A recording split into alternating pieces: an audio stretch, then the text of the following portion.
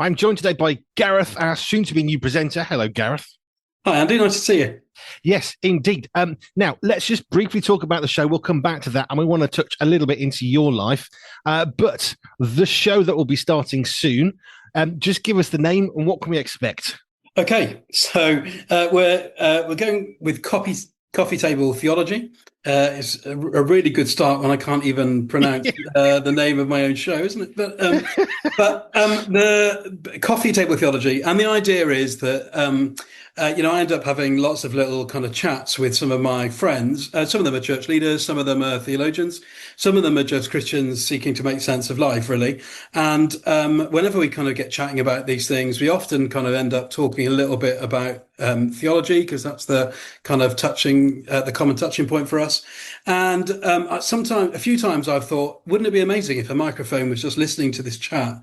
I wonder whether this would help people make sense of faith, make sense of theology, make sense of the world even at times.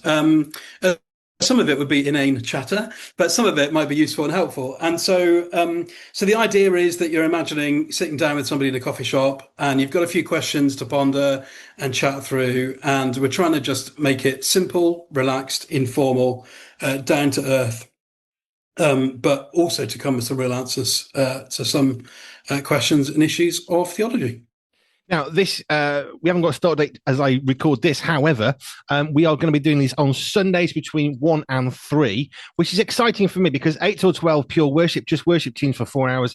And then we have Dr. Michael Youssef from Leading the Way for an hour. And then it'll be you with Coffee Table Theology between 1 and 3 every Sunday. And then our usual schedule continues with Family Focus, myself and Joe till 6, Endurance 6 to 8. I say that because it's exciting because it plugs a gap in the middle of the day, which is like, we want something here that fits, but what fits? And when you said, what about this idea? I thought, that's absolutely perfect. And I've heard one of the pilots of this, and I was absolutely hooked because it was brilliant.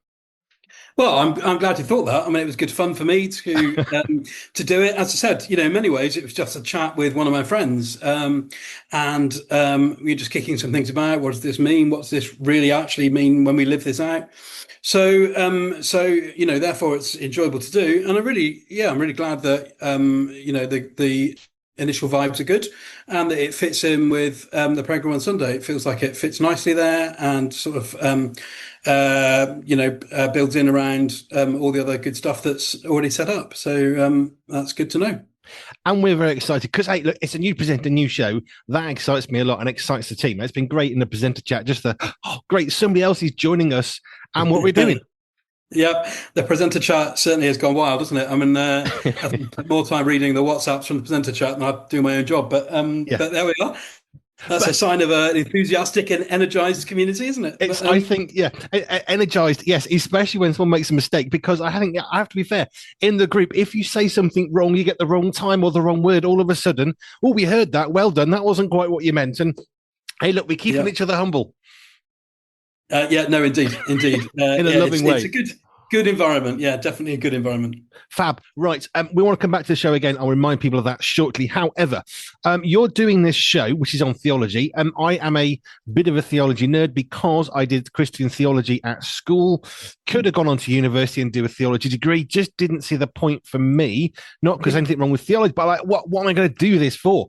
So I love theology. I just haven't studied it beyond school, even though I could have done, but I didn't know what to get to university for, so I got married and drove trucks, which was much better for me. So why are you doing this program, and how have you come to do this is kind of the ultimate question. But let's go back in time first.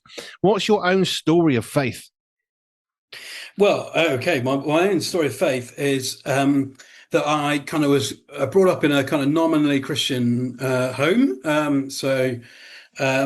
My mum sort of took my sister and I to church. There wasn't much kind of. This is a church that was fairly kind of middle of the road, very sedate. I think I think I probably would have, if I heard somebody else describe their own church as theology as God exists and we ought to be nice. And that was kind of like, where, that's all you're going to got. So quite conservative. I mean, that's socially rather than theologically or politically, quite reserved.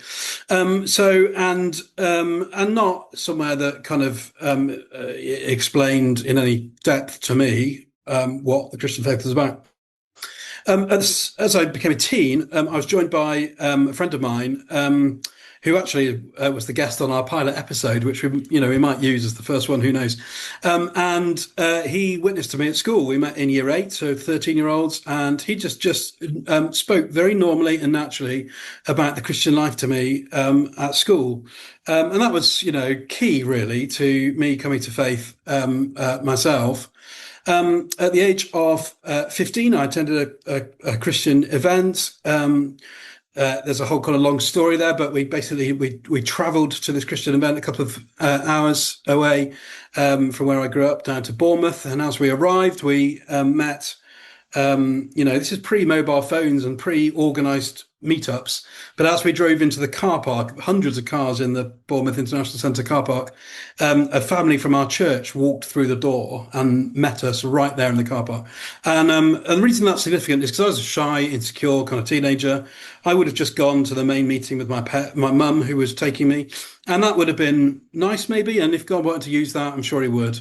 But because I had a peer, they took me to the youth meeting, and I would say that I heard the gospel for the first time. I heard the late Dr. Rob Frost explain the Christian faith to me, and 400 or 500 other young people. And I was curious by the fact that there were 400 or 500 young people being excited about God. That didn't make sense to me. I equated God with my home church, which was not excitable, and certainly not to a 15-year-old anyway. And so that was kind of curious. But I also, my heart melted when I heard of a God that wanted a personal relationship with me, that would forgive my sins and give me a new beginning and a new start. And so I ended up, giving my heart to the Lord, really, and asking Jesus to be Lord of my life and to forgive me of my sin and give me a new beginning. And that was in April 1997. And so, I became a Christian at that point. I love how even then there was a potential divergence. Do you go to one meeting or the other? Yeah. But because of somebody else, just one person effectively saying, "Hey, let's come this way," all of a sudden your life took a more dramatic, I suppose, more immediate switch. Yeah, I mean, again, this is kind of getting into the grounds of theology, and I wonder about these things more than have a direct answer. But what would have happened if I hadn't, if that hadn't happened? Had God lined it all up? Was it pure chance? All that kind of stuff. And anyway, I guess the lesson of the story is there's no. Okay, we've just had a power cut. Interesting. At Moorlands College. All my lights and fan have gone out. Yeah, so for anybody that's watching this, I'm a ghost. There you are. Yeah. Right. Just give me. Do you want to just pause this, and I'll go and see whether anybody else, or is it just yes, we'll just pause the video. It's fine. We'll come back. All right, let me come back in a second. I'll see what's happened. Right now, you may notice if you're watching this, the screen has changed. The reason is there was a power cut at Moorlands College and beyond, so we had to get creative and do this a different way. So we've recorded this in 2 parts on different days, which is why if you're watching, you'll notice that the background is somewhat different behind Gareth, a different T-shirt, but it's fine. Let's just crack on. Now, we were talking when you had power about your faith journey and going to Moorlands College. So why did you go? What brought you to Moorlands? Well, it's kind of kind of lots of gaps to fill in between kind of becoming a Christian and ending up at Moorlands. So the potted history is that I've been a Methodist minister for virtually all of my adult life. So I entered theological college at age 20, and I'm 43 now, and so all of those kind of years have been, apart from the last one, have been either working towards or in active ordained ministry in the Methodist Church. So that's kind of my background. Really, I I just in very early on in sort of my first post, where I had lots of fun with lovely people, but I just was getting a bit frustrated in lots of areas, and I just thought doing so a bit more study would not only equip me better for the role I was doing, but would also just give me some space to kind of scratch that itch, really. And so I did a master's degree first of all, and really enjoyed doing that. And the people that taught me at that level were encouraging me to kind of do some further study. And so really, my master's, then my PhD began a kind of a bit of a catharsis, really. But also for Laura and I, Laura's my wife, I'd done ministry all of my adult life. So if this came to a point where I couldn't hack it anymore, or I just generally had enough, or anything worse, I always felt a bit vulnerable that I had nothing to kind of fall back on, no trade. I'm good for nothing really in many ways. So and therefore, but kind of teaching was something in the future I thought might be helpful. So doing the PhD continued that kind of bit of outlet for some frustration of mine, but also was with a view to thinking, well, one day this would be helpful. This would be a way in to a world where I could teach and train other people for Christian ministry in its widest form. And then I just sort of completed my PhD, and it just came to a time where I just thought I'm probably now ready to do something different, and to make a move out of the Methodist Church, really, as well, for a whole load of reasons. And Moorlands came up. It came up sooner than we thought, and the ethos of Moorlands, aligns with where I'm coming from. We are training women and men for Christian ministry in all its breadth, and seeking to kind of apply theology to everyday life, and that's kind of in my wheelhouse, really. And my studies have been around kind of leadership and mission and the growth of the church. And in the end, a vacancy cropped up in that particular space, and so we kind of felt in all of that, we kind of felt God's call. But for us, it was a fairly short kind of notice period from leaving our church ministry, which we were having great fun in, to kind of coming to do this. But we just kind of felt, all in all, it was what God wanted. The timing worked for us, a bit of stability for the next few years for children. It all added up. So here we are. So I've been here about a year now.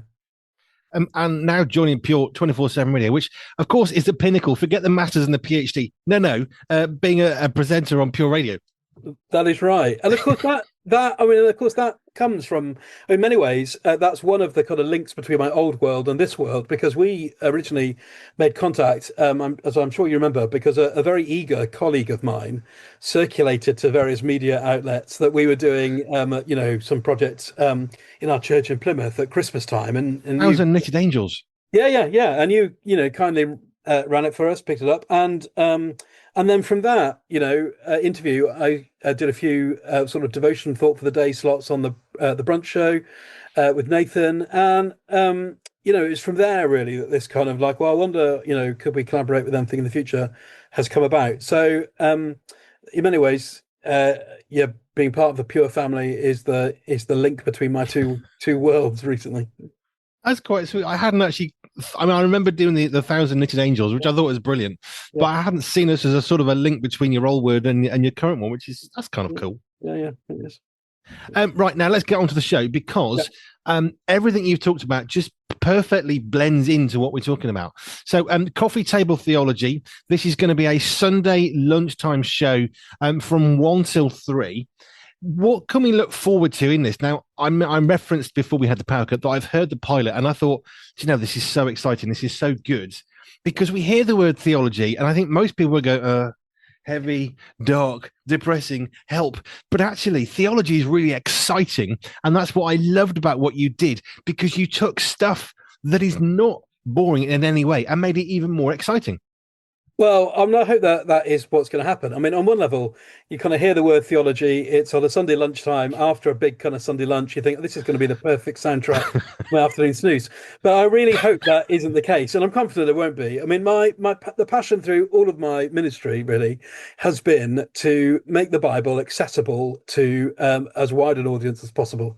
And I think to do that well, you need to have a decent amount of knowledge. You need to work hard, but equally, there is some kind of I think there's still a gap to kind of communicate the deep things of the Christian faith in the everyday language, and and so the whole kind of concept between coffee table theology is to do that, is to kind of take kind of theological concepts and try and express them in a simple way so that everyday people can understand them.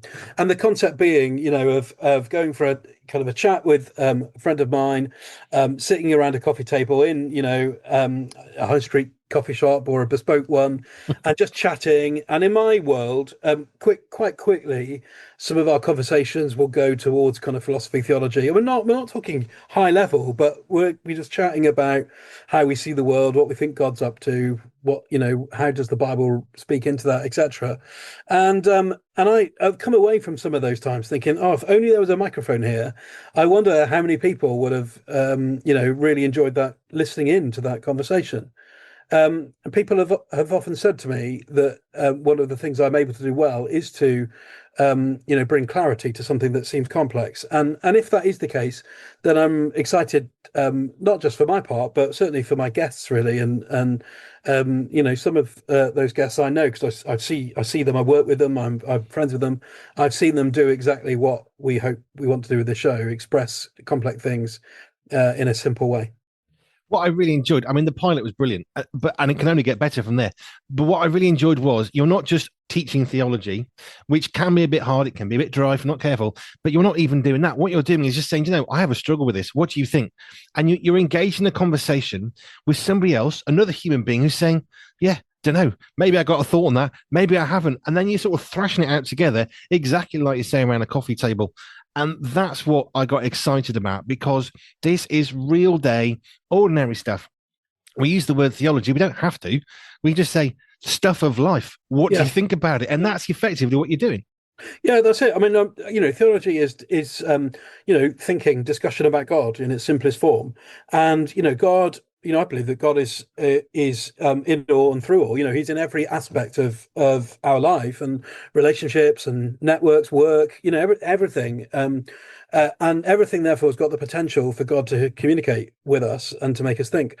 And so, in its very kind of simplest form, you're exactly right. It is kind of pondering the things of life through a kind of God-centered lens. I mean, that would be kind of my description, really. Now, I know I referenced this earlier. I did Christian theology at school. If you're listening, this is A-levels, so 16 to 18, pre-university. And I was a non-denominational Christian in my head. I was at a Church of England school, the Anglican Church. We had a Muslim, we had Methodists, we had some Roman Catholics, we had some I don't have a faith, but I'm interested in learning about the Bible. And of course, mid to late teens, we had one or two conversations, some of which were not quite as calm as others, but it was really good. And I loved chatting with a guy who was a Muslim, because he was quite hard on various bits and pieces, but he was also a lovely guy. And we had some great chats. And that's the thing. When you start having conversations, you realize, there's some ground here we can talk about. Yeah. And it was fascinating that the Methodist, she had issues with alcohol, which was sort of fascinating when you think about Methodism. The Catholics had some real issues with things. You're thinking, okay, that's fascinating. And actually, it was brilliant. And I realized by the end of those 2 years, I've got a lot of maturing to do. I've got a learning to do. But actually, a lot of what we're doing is just, but what does that mean? How does it apply to our life? And we had a very good facilitator of two. We had a Catholic school and a Church of England school with two very, very good sets of teachers who helped us to work through it. I still remember to this day. I'm curious what your thoughts on this one are. We did the Catholic guy who was about to be a Catholic priest and didn't become a teacher. Lovely chap. He said, right, tomorrow's lesson, bring in whatever you have on toast, bring it in with you. Fair enough. He bought jams and butter and, marmalade, whatever. Okay, here we go. And he got a bottle of fortified wine too. And he also got some matzos, which is the Catholic sort of wafer bread they use. Okay. And we basically had a lesson eating matzos and drinking fortified wine. By the end of the lesson, we were thinking, what's this got to do with anything? And he said, it's just a great way of having a conversation. And I loved that. Yeah. No, I mean, that sounds right up my street, really. So, I mean, I think as well, I think that the whole kind of social media kind of culture, soaked culture, means that there's very little room for nuance. So so places like X or whatever, you've got 140 characters to set out your view. You've got to be blunt and direct, and somebody else sets out the things that get attention are the extreme views, and those are the things that explode and get retweets and all sorts of stuff.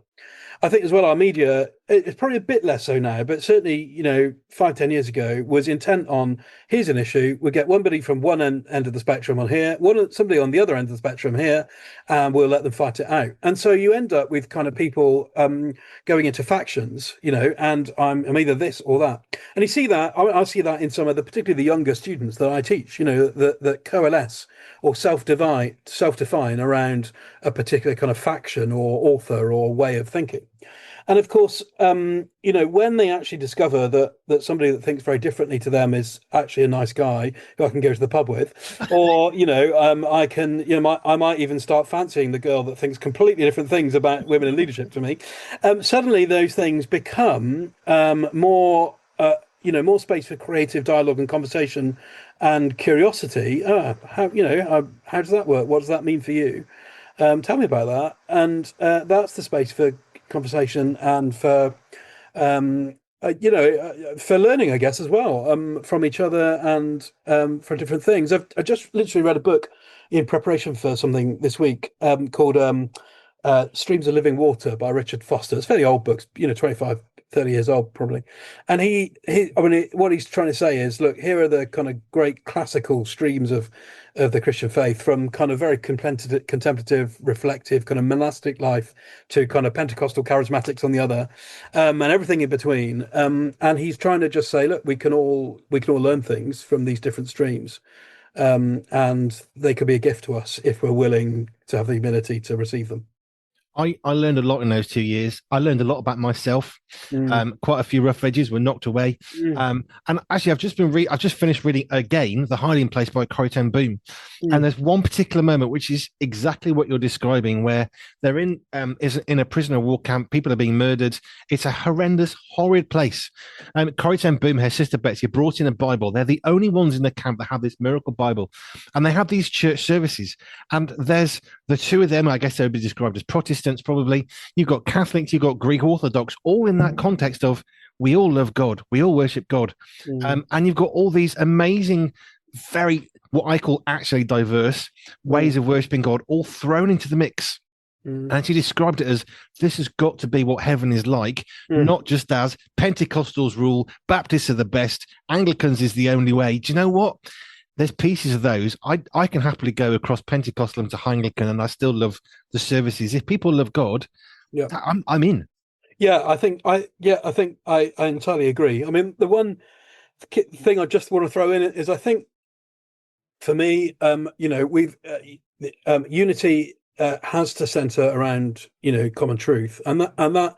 So I think that there's a tendency sometimes to give the impression that as long as we're nice to each other, anything goes. Now, I'm a theologian for a reason, because I think that isn't acceptable. I think there are some things that are essentials, and that we can coalesce around. But that aside, I entirely agree with you that the that sense of keeping the main thing, and I mean, even with people that I vehemently disagree with, even on fundamental things, I hope that the older I get, the more I go with, okay, well, what can I learn about God, about myself, about that person, about their context from this conversation? And it's okay to say, that was a really nice guy, I completely disagree with him on that, or goodness, that guy's annoying, but he's right about this sort of stuff.